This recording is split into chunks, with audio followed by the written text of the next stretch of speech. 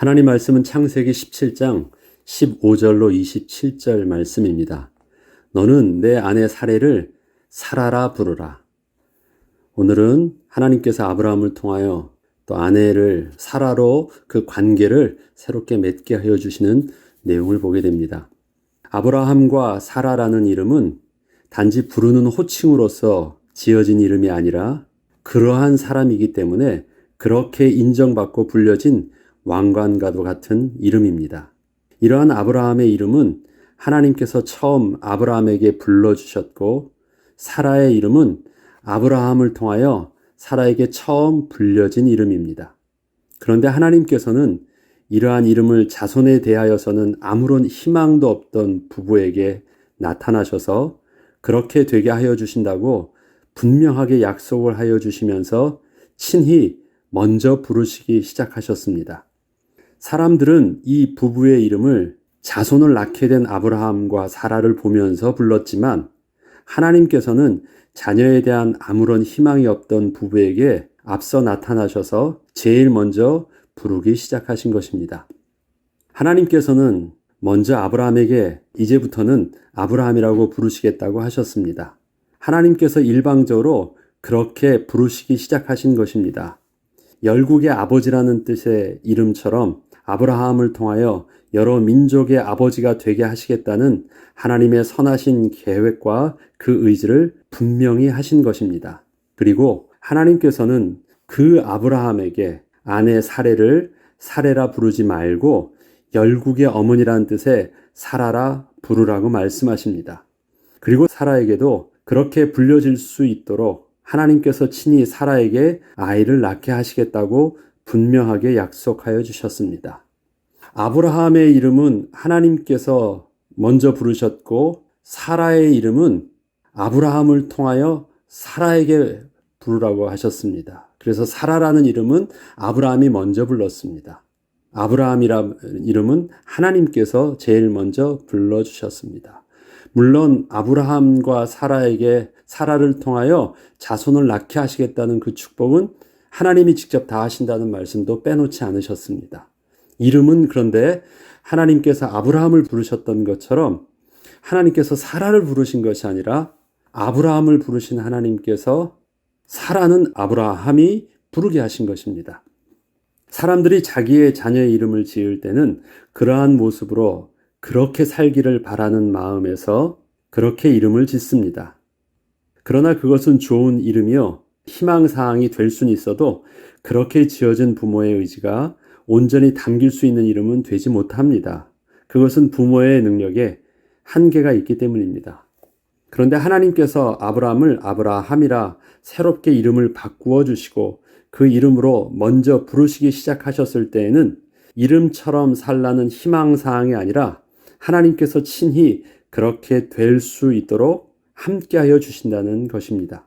현재 아무것도 변한 것도 없고 되어진 것도 없는 아브라함에게 나타나셔서 아브라함이라 부르시고 있는 것입니다.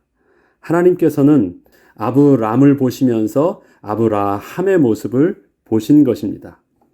앞으로 되어질 하나님의 약속을 지금 실제적으로 본다는 것은 우리에게는 하나님께서 주시는 믿음의 모습을 말하는 것이지만 이것은 히브리서 11장에서 나오는 믿음은 바라는 것들의 실상이라는 그 믿음의 모습을 보는 것이지만 하나님 자신은 하나님의 능력과 하나님의 계획 가운데 본인이 친히 그렇게 행하실 일이기에 그것은 하나님 입장에서는 믿음이 아니라 하나님의 의지요, 하나님의 작정하심일 뿐입니다.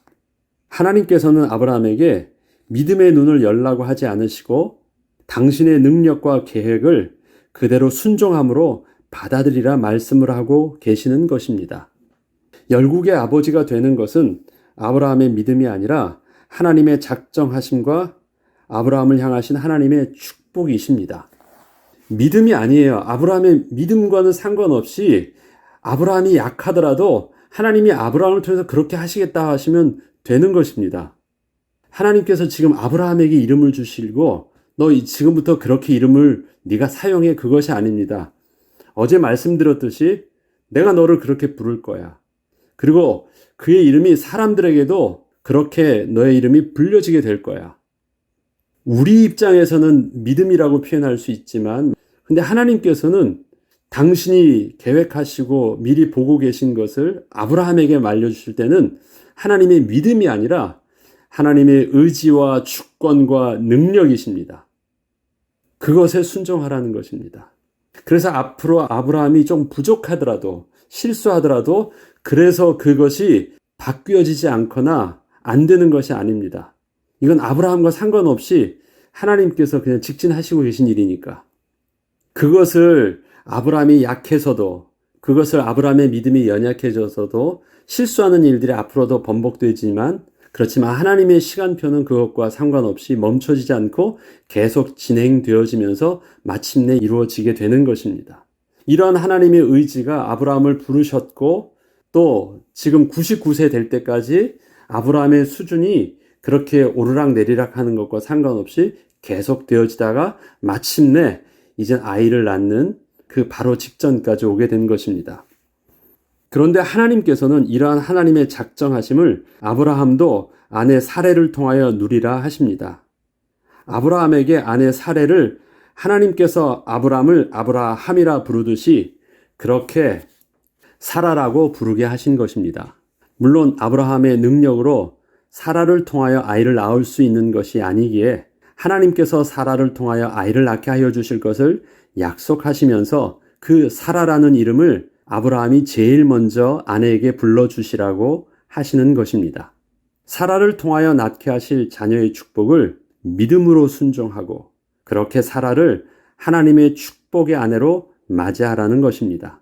지난날 수십 년간 함께 살아왔던 아내 사레가 아니라 하나님의 축복을 온전히 담을 그릇으로 함께 축복을 누리게 될 아내 사라로 새롭게 부부의 관계를 회복하라 하시는 것입니다. 이것은 하나님께서 아브라함과 사라를 하나님의 언약과 축복을 함께하는 부부의 관계로 온전히 회복해 하시고 또 함께 하시는 하나님의 은혜이셨습니다. 아브라함만 부르신 것이 아니라 사라를 함께 축복의 그릇으로 부르셨다는 것입니다. 아브라함과 사라의 이름을 갖게 된 부부는 이 이름이 서로 어색하지 않은 하나님의 축복의 이름으로 서로가 부르게 되기까지는 조금 시간이 걸렸지만 하나님께서는 하나님의 축복을 누리는 주체로서 그 가정의 회복을 제일 먼저 베풀어 주셨습니다. 아브라함 하다가 아브라함 하기가 어색하겠죠. 사레야 하다가 사라라 하는 것도 어색하겠죠. 왜? 그 뜻 자체가 열국의 아비여라고 말하는 것이었고 열국의 어미여라고 말하는 것이 얼마나 서로가 그렇게 낯간지러운 이름이겠습니까? 그런데 이 이름이 나중에 진짜 그렇게 서로를 불려지는 이름이 됩니다. 그것은 그 가정이 온전히 하나님 앞에서 회복된 모습이기도 합니다. 18장에서는 그 어색했던 모습이 아직 회복되지 않아서 또 실수하는 것이 나와요. 그러나 그것과 상관없이 하나님이 이 이름을 그들에게 주셨고 부르게 하신 것입니다. 하나님의 말씀에 아브라함이 엎드려 조용히 웃습니다. 하나님이 또 아브라함에게 이르시되 내 아내 사레는 이름을 사레라 하지 말고 사라라 하라. 사라라 네가 불러라 그 말씀입니다. 내가 그에게 복을 주어 그가 내게 아들을 낳아주게 하며 내가 그에게 복을 주어 그를 여러 민족의 어머니가 되게 하리니. 여기서도 보면 너는 사라라고 부르는데 사라라고 불려질 수 있도록 되어지는 응답은 하나님이 주실 것이라고 말씀하세요. 하나님께서 아브라함에게 아브라함이라고 말씀하실 때는 그렇게 불려질 수 있도록 내가 책임지겠다고 말씀하셨는데 아브라함에게 네가 사라라고 부르면 그렇게 불려질 수 있도록 그것은 하나님 자신이 책임지시겠다 말씀하십니다. 민족의 여러 왕이 그에게서 나리라. 아브라함이 엎드려 웃으며 마음속으로 이르되 100세 된 사람이 어찌 자식을 낳을까? 사라는 90세니 어찌 출산하리요 하고 아브라함이 이에 하나님께 아뢰되 이스마엘이나 하나님 앞에 살기를 원하나이다. 아브라함의 웃음에는 여러 의미가 담겨 있었습니다. 우선 그동안 하나님께서 여러 차례 말씀해 주셨던 자신의 몸에서 날 후대에 대한 약속을 완전히 내려놓고 있었다는 사실입니다. 웃음 속에서는 하나님, 저는 이미 포기했어요. 그러니까 그렇게 말씀 안 하셔도 됩니다. 아브라함은 이미 13년 전에 하갈을 통해서 낳은 아들 외에, 이스마엘 외에는 더 이상 후대에 대한 생각을 하지 않고 마음을 내려놓고 있었음을 알 수 있습니다. 그리고 후대에 대하여 마음을 내려놓았다는 것은 13년 전에 이미 아내 사라에 대해서도 더 이상 어떠한 기대도 하지 않고 포기하고 살았다는 것 또한 유추해 볼 수 있습니다. 다 내려놓은 것이에요. 꿈도 포기되어져 있지만 아내에 대한 것도 포기되어져 있습니다. 그냥 함께 사는 거예요, 다. 하나님의 축복에 대한 주체로서 모든 것은 다 내려놓은 것입니다. 이와 같이 하갈은 아들 이스마엘을 낳아주었지만 하나님의 약속을 함께할 축복의 아내는 될 수 없었고요. 사레는 아내였지만 자손에 대하여 포기된 여자였기에 하나님의 언약적 축복을 함께할 아내로서의 관계는 온전히 맺어지지 못했음을 보게 되는 것입니다. 이스마엘이나 하나님 앞에 살기를 원하나이다. 이 말에는요, 그 말투를 우리가 한번 생각해 볼 필요가 있죠. 이렇게 하나님께 말을 하고 있는 아브라함의 마음에는 하나님의 축복에 대하여 온전한 하나님의 축복은 다 받지 못했어도 이 정도라도 주신 하나님께 감사하며 살겠다는 것으로 지난날 자신의 원대한 꿈을 접고 있는 아브라함의 모습을 보게 됩니다. 이 말 속에서는요, 하나님의 언약을 순종하는 듯 하지만 순종하고 있는 것이 아닙니다. 그냥 포기하고 있는 것이에요. 그냥 이 정도로 만족하겠습니다. 그건 뭐예요? 하나님의 약속에 대해서 하나님이 신실하지 못한 부분들을 내가 이젠 그냥 그대로 받아들이겠다는 정도고, 하나님의 약속에 대해서 그 약속대로 하지 못하는 그 하나님의 능력에 대한 부분들도 그냥 내가 그 정도라 알고 하나님을 받아들이시겠다는 것입니다. 이것을 하나님 입장에서 들으면 아주 불쾌한 말이고 자존심 상하는 말이고, 그리고 아브라함이 그 아들을 통해서 낳는 자녀의 축복도 하나님께서 약속하신 자녀의 축복은 근본적으로 아닌 것이에요. 반만 된다 뭐 이런 말이 아닙니다. 하나님의 온전하심과 하나님의 거룩하심과 하나님의 하나님 되심이 흠집이 가 있는 거예요. 이거는 하나님의 계획이 이루어지는 축복의 말씀은 분명히 아닙니다. 그냥 그 정도로 받아들이면 되는 문제하고는 근본적으로 다른 거예요. 하나님의 거룩하심이 손상되어져 있는 상황이기 때문에 그렇습니다.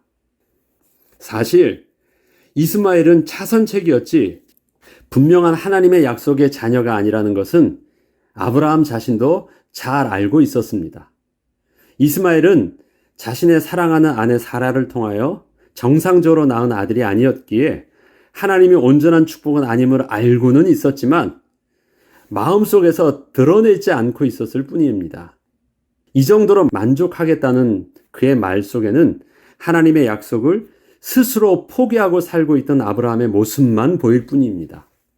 이게 아브라함이 하나님의 말씀에 순종하고 있는 모습일까요? 하나님의 약속의 말씀을 온전히 신뢰하고 감사하고 기뻐하는 모습일까요? 아니에요. 하나님은 약속의 말씀대로 안 해주셨는데 그래도 이 정도라도 인간적으로 살게 된 것 감사함으로 살고 있지만 하나님의 약속에 대해서는 이젠 더 이상 자기와는 상관없는 것처럼 포기하고 살고 있는 것입니다. 이것은 단순히 그가 아내 사레를 통해서 낳지 않았다, 혈통적으로 낳지 않은 그 서자 이스마엘로 보는 것이 아니라 거룩하신 하나님의 약속에 대해서 아브라함이 포기하고 있다라는 의미가 훨씬 더 중요한 것입니다. 아니라 내 아내 사라가 내게 낳을 것이다. 그러면 하나님께서는 능력이 없으셔서 사라를 통해서 못 낳고 계셨던 것일까요? 아니에요. 이미 주실 수도 있었는데 하나님은 시간을 분명히 기다리셨습니다. 아브라함이 99세가 될 때까지 하나님은 기다리신 것입니다. 왜요? 하나님이 이르시되 아니라 내 아내 사라가 내게 아들을 낳으리니 너는 그 이름을 이삭이라 하라. 내가 그와 내 언약을 세우리니 그의 후손에게 영원한 언약이 되리라. 이스마엘에 대하여는 내가 내 말을 들었나니 내가 그에게 복을 주어 그를 매우 크게 생육하고 번성하게 할지라. 아주 매우 크게 생육하고 번성하게 할지라. 누구를? 이스마엘을.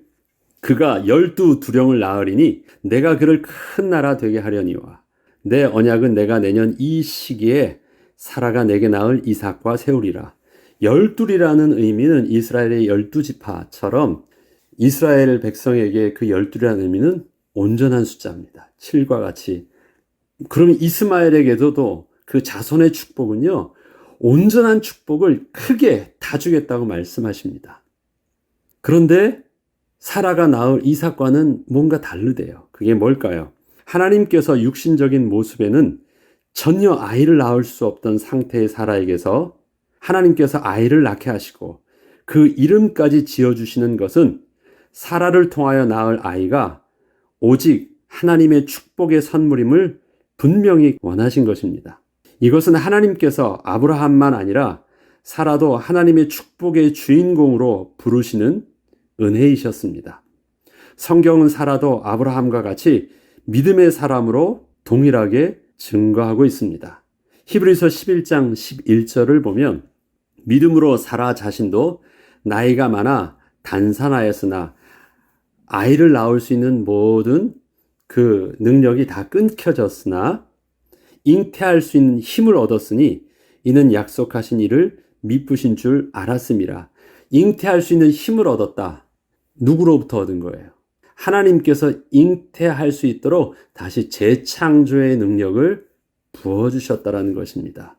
단순히 낙심했던 마음에 격려해 주시니까 다시 힘을 얻게 됐다 이 말을 하는 것이 아닙니다. 이미 끝났습니다. 그런데 잉태할 수 있는 힘을 하나님께서 재창조의 능력으로 창조해 주셨습니다. 그러면 아브라함의 그 믿음, 사라의 믿음은 무엇입니까? 아브라함의 신념이나 아브라함의 어떤 그런 작정하심이 아니라 하나님의 주권입니다. 그게 믿음이에요. 아브라함에게 지금 알려주시고 있는 그 믿음은 내가 너에게 하겠다라고 하는 그 말씀입니다. 그 하나님의 의지를 아브라함이 어떻게 하면 돼요? 네 하는 것입니다. 순종하는 것이에요. 하나님이 우리에게 구원하여 주시겠다라는 것들. 어떻게 내가 구원을 받고 어떻게 내가 생명을 얻습니까? 하나님의 주권 앞에 네 하는 그것입니다. 그때 죽었던 우리가 재창조의 능력으로 생명을 다시 회복하는 것입니다. 그것을 성경은 믿음이라고 아브라함과 사라를 통해서 우리에게 동일하게 보여주고 계십니다. 그리고 하나님의 언약적 축복은 혈통으로 전달되는 것이 아니라 하나님의 택하심 속에서 계속 전달되고 있음도 깨닫게 하여 주셨습니다. 내가 그와 내 언약을 세우리니, 여기서 그는 누구예요? 너의 몸에서 내년의 날 그 이삭과 내가 언약을 세우겠다. 이 언약은 누구랑 맺었던 언약과 동일한 언약일까요?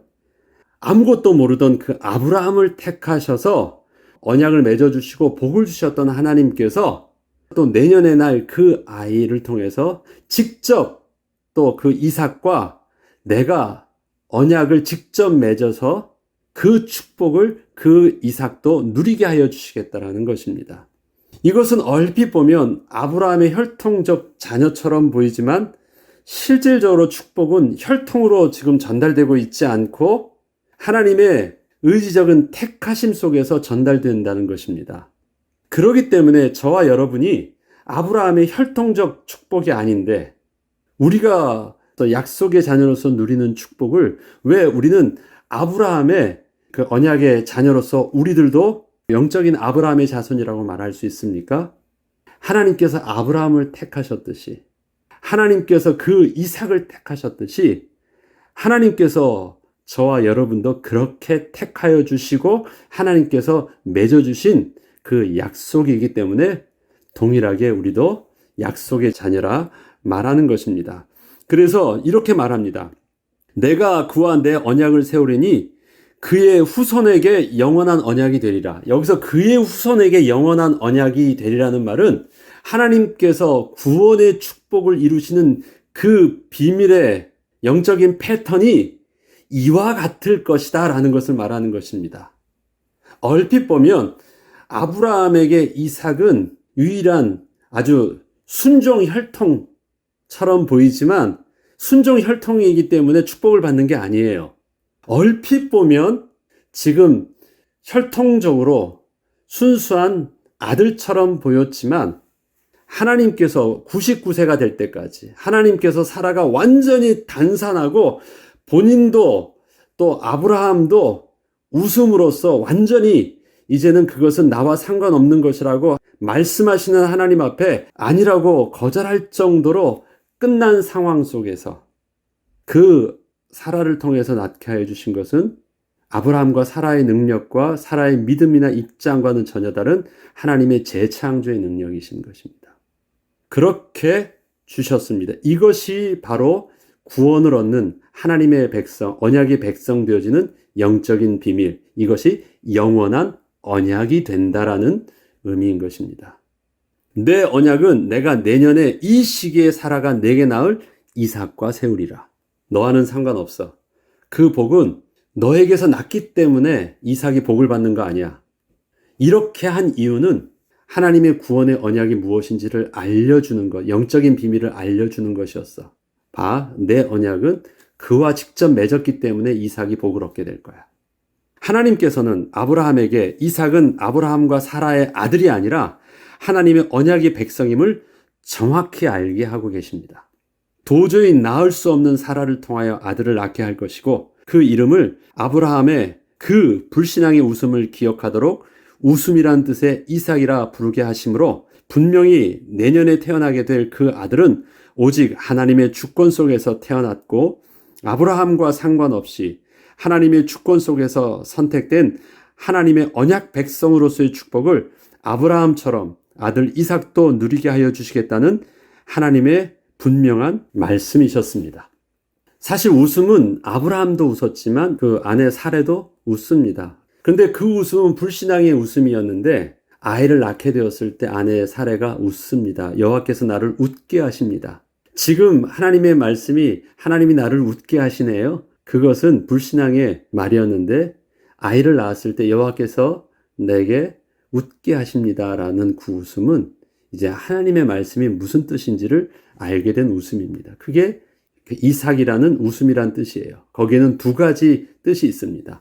아브라함의 포기된, 사라의 포기된 불신앙의 웃음이란 뜻과 하나님께서 하나님의 의지로 웃음의 의미가 무엇인지를 진짜 웃게 하시는 그 웃음. 그래서 중의적인 뜻이 그 이삭의 이름에는 담겨 있는 것입니다. 그리고 아들 이스마엘에 대하여 이전에 그 어미 하갈에게 하나님께서 약속하셨던 육신의 축복을 반드시 얻게 될 것도 다시 한번 확인하여 주셨습니다. 이스마엘에 대하여는 내가 내 말을 들었나니 내가 그에게 복을 주어 그를 매우 크게 생육하고 번성하게 할지라. 그가 12두령을 낳으리니 내가 그를 큰 나라가 되게 하려니와. 하나님께서 이스마엘에 대하여 내가 내 말을 들었다는 것은 아브라함이 아버지로서 그 아들 이스마엘에 대하여 사랑하고 또 안타까워하는 그 미안한 마음을 하나님이 아신다는 뜻이었습니다. 인간적으로 그 장남 이스마엘에 대한 아버지의 마음을 난 충분히 이해한다. 알고 있다. 하나님께서는 아들 이스마엘에게 주시겠다는 축복은 아버지 아브라함이 혈통적으로 그 아들에게 상속하여 줄 수 있는 축복이었지 하나님께서 그 택하신 백성에게만 허락하신 축복과는 근본적으로 다른 축복이었습니다. 이스마엘이 받는 축복은 육신적인 아버지 아브라함이 그 아들에게 유산으로 상속해 줄 수 있는 모든 축복은 다 받을 수 있게 해준 거예요. 그러나 아버지가 아들에게 주는 축복과 하나님께서 그 약속하신 후손에게 주시는 축복은 근본적으로 다른 축복인 것임을 하나님께서 분명히 구별하여 주신 것입니다. 앞으로 이삭도 아들 2명을 낳습니다. 앞으로 계속 아들을 낳는 그 후대의 약속을 봅니다. 그 속에서 육신적인 아들과 하나님께서 택하신 약속의 자녀와의 축복의 비밀을 바로 이 영적인 이 하나님의 축복의 비밀 속에서 그 시선을 통해서 우리는 계속 볼 수 있어야 됩니다. 이삭이 에서와 야곱을 낳습니다. 장남 에서였지만 왜 야곱이 복을 받느냐? 야곱의 12아들이 있는데 그 12아들 중에서 왜 하나님께서는 요셉을 택하셨고 왜 넷째 유다를 택하셨고 하는 모든 일들은 육신적인 눈으로 보는 것이 아닙니다. 하나님께서 택하신 하나님의 언약의 백성이 따로 있다는 것들을 보여주고 있는 것입니다. 육신적인 아버지가 아들에게 주시는 자녀의 상속의 축복들은 상관없이 다 받고 있습니다. 그러나 구원의 축복, 영적인 축복은 분명히 다른 것입니다. 우리가 지금 사모하며 양보하여서는 안 될 것이 육신적으로 그 부모가 자녀에게 줄 수 있는 유산과 상속의 혈통적 축복이 아니라 하나님이 내게 복을 주셨던 그 축복을 하나님이 우리 자녀에게도 복을 주셔야 된다는 그것이 우리가 놓쳐서는 안 될 정말 간절한 기도의 제목이고 우리가 관심을 가져야 될 기도의 제목인 것입니다. 그날에 아브라함과 그 아들 이스마엘이 함께 할례를 받다. 이에 아브라함이 하나님이 자기에게 말씀하신 대로 이 날에 그 아들 이스마엘과 집에서 태어난 모든 자와 돈으로 산 모든 자 곧 아브라함의 집 사람 중 모든 남자를 데려다가 그 포피를 베었으니 아브라함이 그의 포피를 벤 때는 99세였고 그의 아들 이스마엘이 그의 포피를 벤 때는 13세였더라. 그 날에 아브라함과 그 아들 이스마엘이 할례를 받았고 그 집의 모든 남자 곧 집에서 태어난 자와 돈으로 이방 사람에게서 사온 자가 다 그와 함께 할례를 받았더라.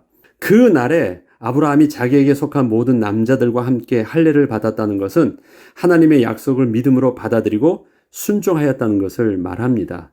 이게 죽도록 아픈 일이거든요. 그럼에도 불구하고 그렇게 순종한 것은 하나님의 말씀대로 온전히 믿고 순종하였다는 것입니다. 그렇지만 이 내용 속에는 그럼에도 불구하고 또다시 그 언약대로 행위 완전하지 않은 아브라함의 모습을 보게 되면서 하나님의 언약을 잊지 않고 사실적으로 붙잡는다는 것이 또 우리 스스로 지키기에는 얼마나 쉽지 않은 문제임을 다시 한번 일깨워주고 계십니다. 그리고 그 다음 할례를 받은 모습 안에서도 여전히 또 온전하게 하나님의 언약대로 순종하지 못하고 있는 연약한 아브라함의 모습을 바로 다음 장에 봅니다. 1년 후 하나님께서 주신다고 하셨는데 그러하면서도 아내 사라와 관계가 회복되지 않은 모습을 봐요. 그래서 그 아내를 다시 다른 남자의 아내로 주는 일들이 그 다음 장에 바로 발생합니다. 그리고 그 일 후에 하나님의 언약을 붙잡고 이젠 둘이 관계를 맺고 아이를 낳게 되는 일들이 진행됩니다. 하나님의 축복에 있어서 가정의 회복은 무엇보다도 중요합니다. 하나님은 부부를 한 몸 되게 하시는 것으로부터 아담과 하와를 부르셨고 함께 만나셨습니다. 하나님께서 우리의 가정에 하나님의 축복의 그릇으로서 서로 하나가 되는 부부의 축복과 하나님이 택하시고 약속하신 그 복을 직접 누릴 자녀에 대한 축복을 우리 기도하게 하십니다. 자녀, 내가 복 준다고 또 내가 책임지다는 것을 하나님은 내려놓기를 원하십니다. 그 다음에 나 하나만 신앙생활 잘하면 된다? 그것도 아니십니다. 하나님은 가정 회복과 자녀에 대한 부모의 입장과 이런 모든 것들이 건강하게 하나님이 주신 영적인 그 은혜의 비밀 속에서 회복될 때 그 가정을 통해서 하나님은 하나님의 축복을 비로소 그 그릇에 담아 주실 것입니다. 기도하겠습니다. 하나님 참 감사합니다. 오늘도 우리에게 주신 하나님의 말씀 아브라함이라고 부르시고 사라라 부르게 하시면서 하나님이 그렇게 새롭게 불려지는 이름을 통해서 회복된 또 부부와 또 그 안에서 주시는 자녀를 통해서 하나님의 본론의 축복을 시작하신다 약속하신 하나님, 우리의 가정이 그렇게 회복되어지게 하시고 우리의 부부의 관계가 그렇게 회복되어지게 하시며 우리의 자녀가 그러한 하나님의 축복 속으로 인도받게 하여 주옵소서. 감사드리며 우리 주 예수 그리스도 이름으로 기도합니다. 아멘.